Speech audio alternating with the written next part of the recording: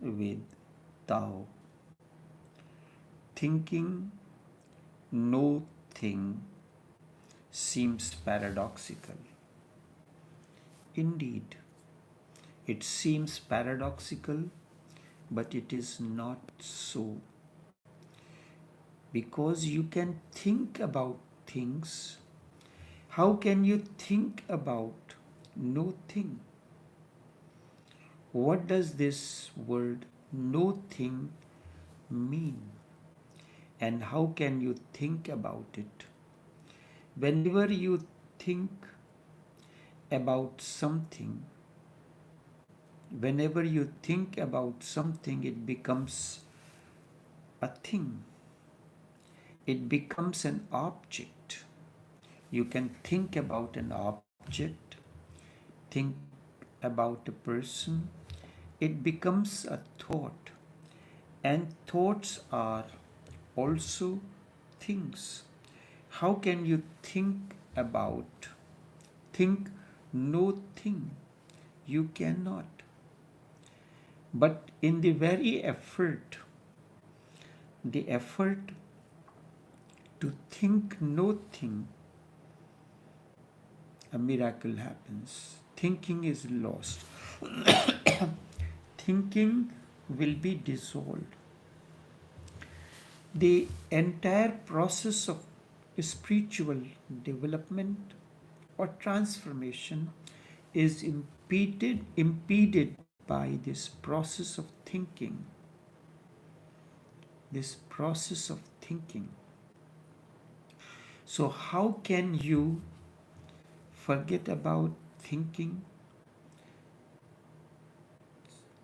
So, thinking has ultimately to be lost, to be dissolved.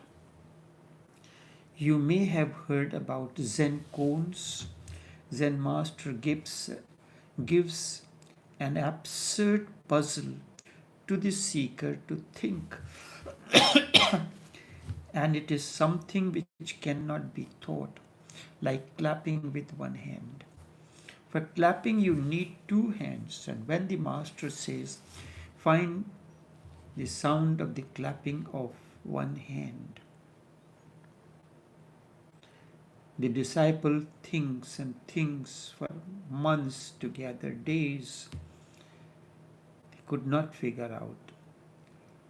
In his mind, he thinks that the master has said to find the sound of the clapping of one hand. He thinks if the master has said so, there must be a sound. So he starts using his imagination. He says it is like this. He comes back. Yes, I have discovered the sound of the clapping of one hand is like this, is this. The master says it, no, it is not. The process continues until one day he comes and he slaps the master poetically that you ask me to find the sound of clapping of one hand. Don't you know there is no sound? No sound can be created by clapping with one hand. You cannot clap with one hand. It is given knowingly just to stop thinking. For example,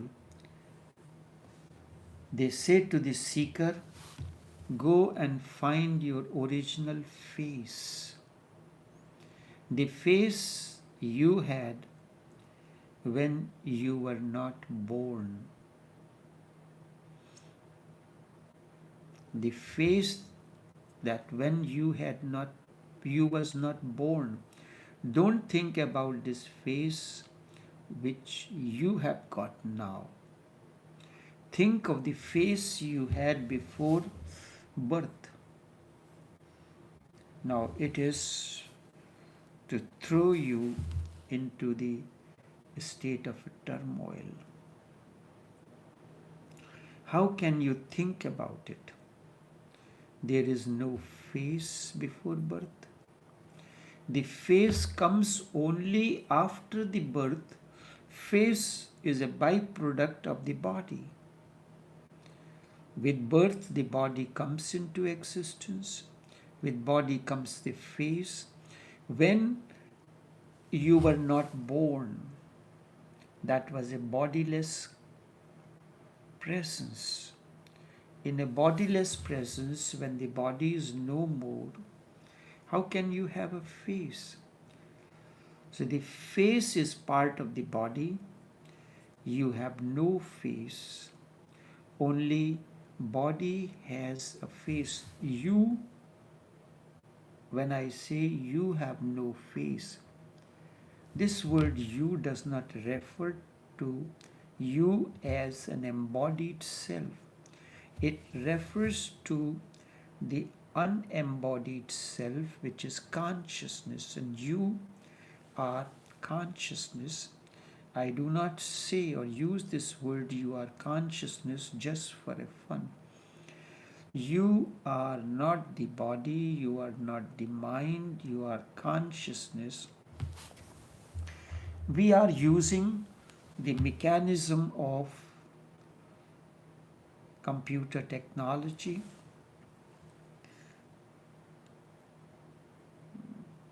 MacBook or any other computer. It is a device to project the image on your screen. It is a device to project the voice so that you can see the face and listen to the voice that is being live streamed. The computer itself is incapable. Computer is the device that has the capability to project the image as well as the sound so that it can reach to you. It has a mechanism of its own, how through the camera the image is projected and how the sound reaches you and you can understand the message. So too, human body is that mechanism through which you can express yourself. If I am not using this body-mind mechanism, you will not be able to hear me, cannot see me. And if I am not using this computer technology or mechanism, you cannot hear this live streaming thousands of miles away from where it is being broadcast. So body and the mind is the mechanism. In through the words, there is body has the mechanism through which the vocal cord is the mechanism through which words are formed. But behind this is the entire process of the mind. So vocal cord gives that thought that comes in the mind a voice, and the voice reaches you. This is what in computer technology we know as analog and digital. The voice is created, it is analog. Your system transforms it into digital. It is in the digital format, it travels to your device, and your device converts the digital format into analog format and you hear it. Mind creates a process, a sentence, a message. Through the vocal cord, it is transmitted to you. Through your ears, it is converted into the sound waves again, and you hear the sound. Your eyes work in the same way. They capture the image, and the mind processes the image that comes to it and the sound that comes to it. If you are only seeing the image but not the sound, that means there is a discontinuity between the two. And eventually, now you are listening to it, simultaneously, the image and the sound is coming to you. You relate, the mind relates the two together. Yes, I am seeing the person. The person that I am seeing on the screen is the same that I am hearing it.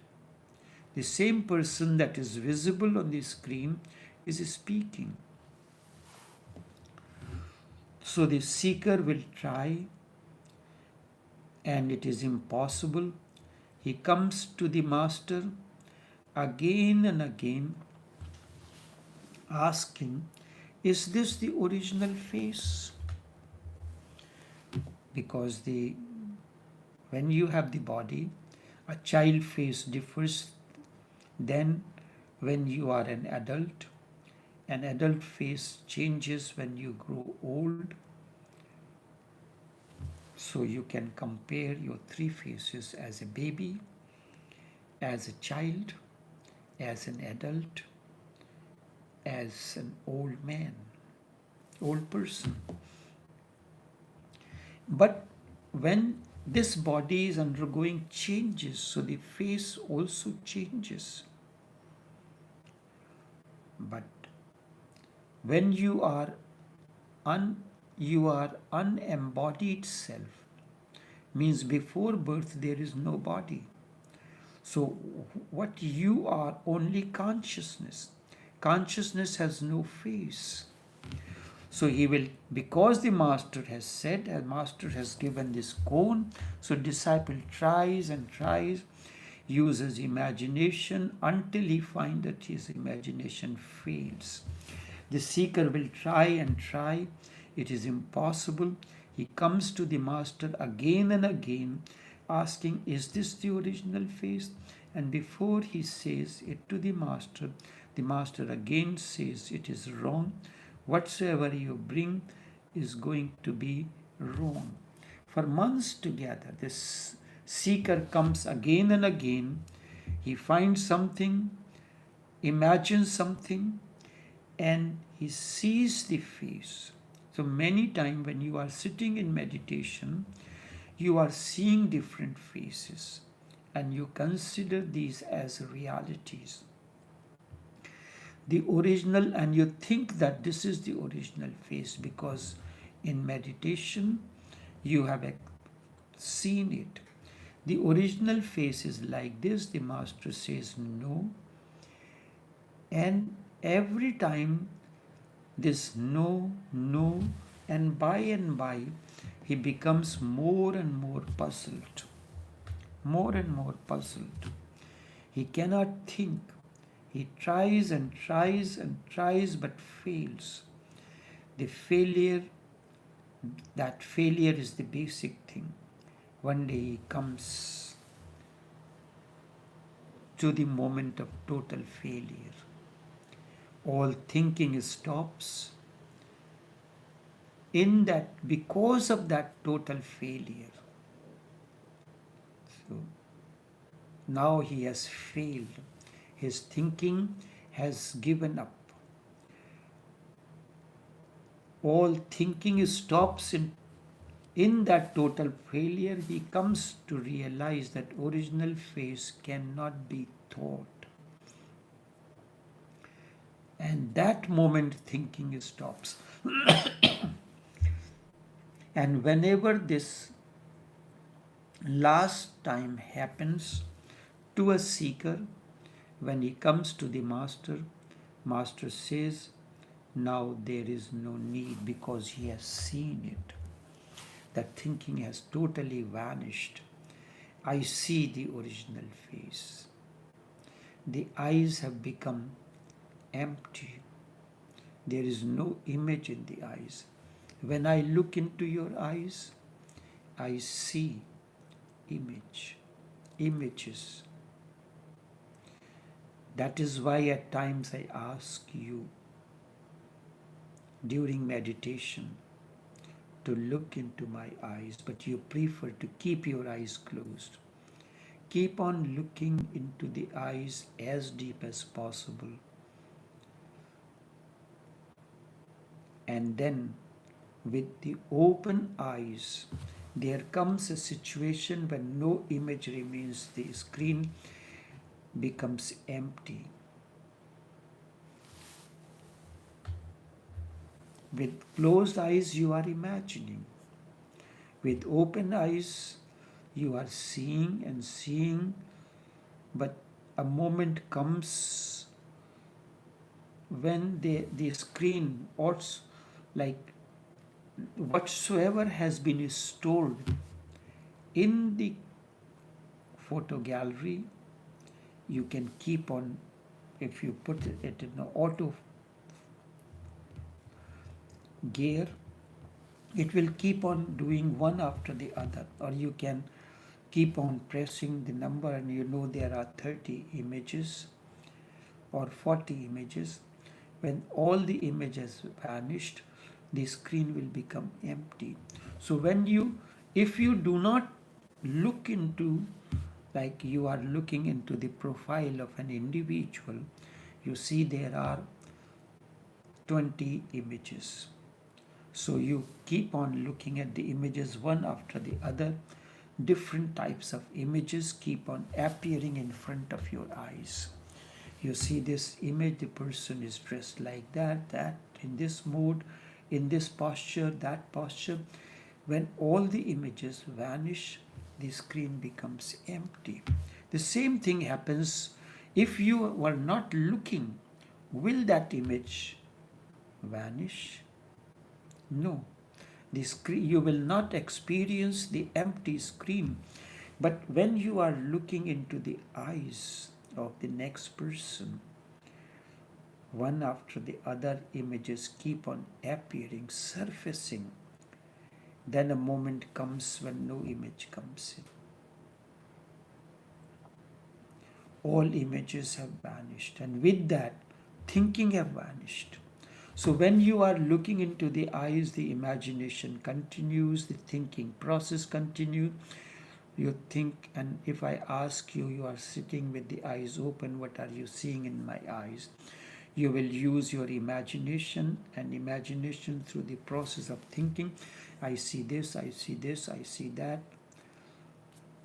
So this and that remains there. See this, see that. Like this, like that. So see this, see that, like this, like that. I saw you like this. I saw you like that. The moment comes in when all images stored in the imagination vanishes, dissolves. So then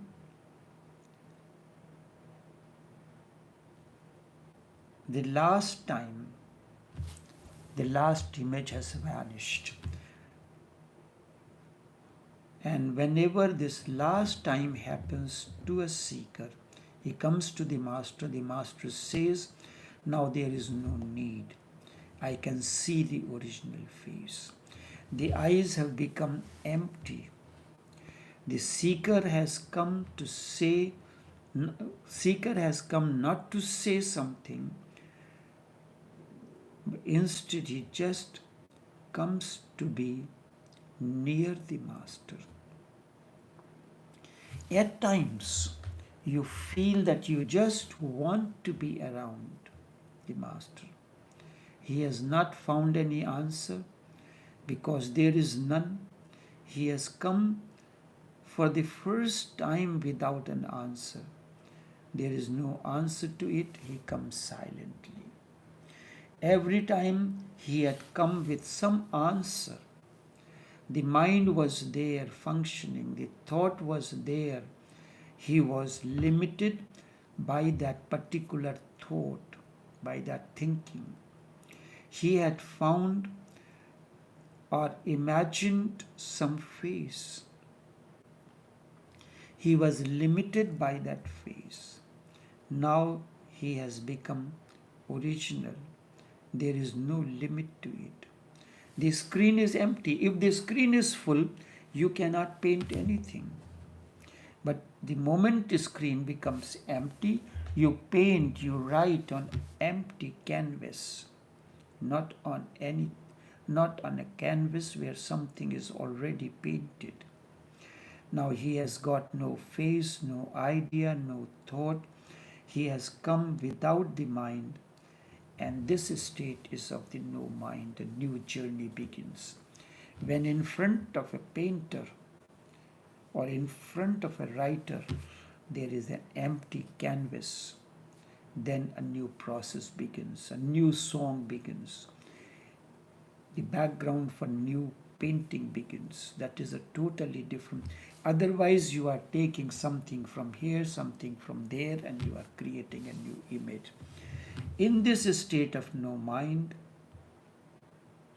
the limited self becomes unlimited. Now, if there is something written on a piece of paper, you are limited. You will look at the space.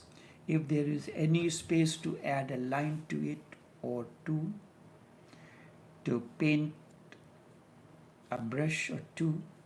But when the screen is totally empty, that is the state of no mind.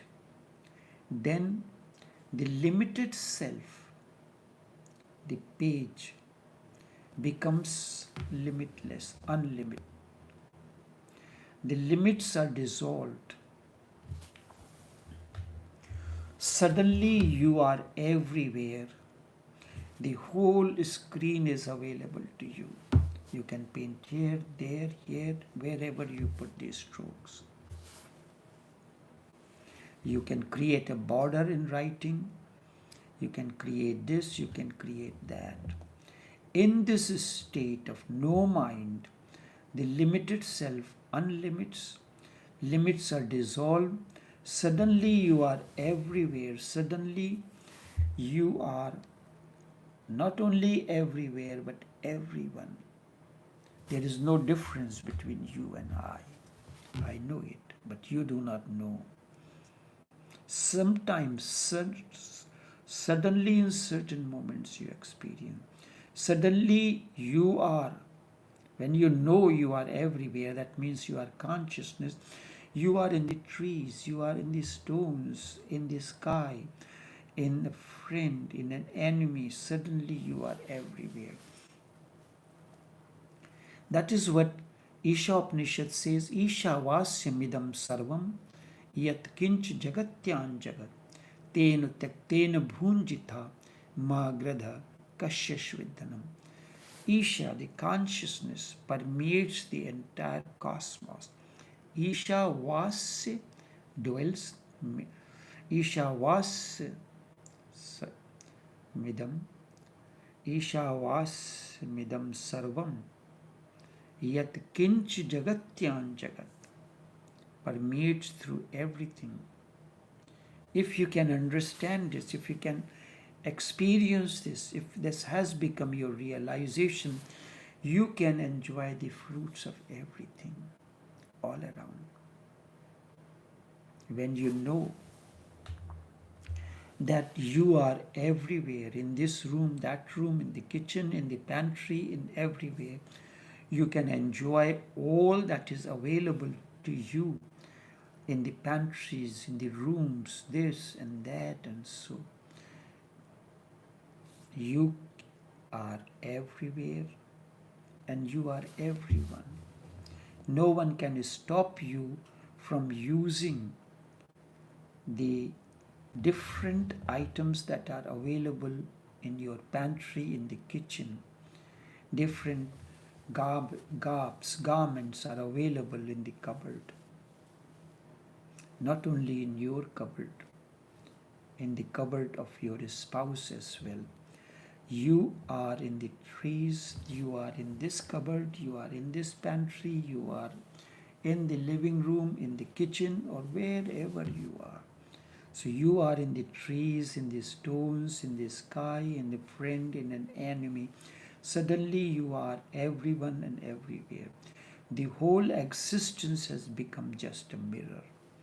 You are everywhere mirrored, because whatsoever you have identified with it, you identify with this shirt, with this pant, with this item in the pantry, that item in this ware, in this pot, everywhere. This state is a state of bliss. Now nothing can disturb you, because nothing exists except you. Does anything in your kitchen exist without you, except you? You are all around. Now nothing can destroy you, nothing exists except you. You can enjoy, you can use any item in the pantry, any item that is available in the fridge, any pot anywhere that is available in the kitchen.